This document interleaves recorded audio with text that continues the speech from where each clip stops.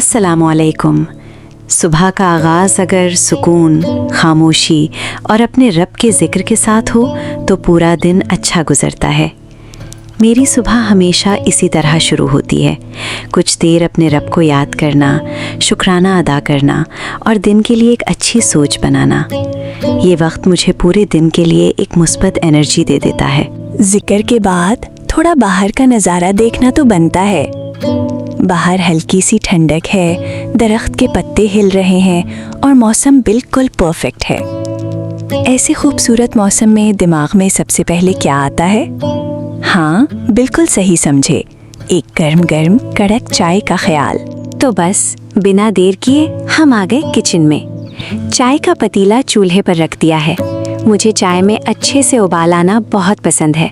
जब तक वो अच्छी तरह पक ना जाए तब तक चाय का असली मज़ा नहीं आता।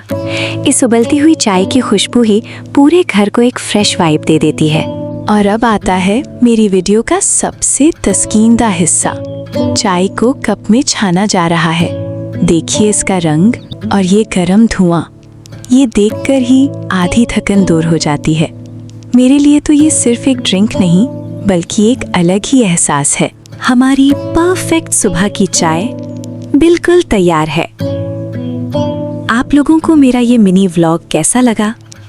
कमेंट में ज़रूर बताइएगा। अगर वीडियो पसंद आई हो तो लाइक, शेयर और चैनल को सब्सक्राइब ज़रूर कीजिएगा। मिलते हैं अगले व्लॉग में। तब तक के लिए अल्लाह हाफिज़।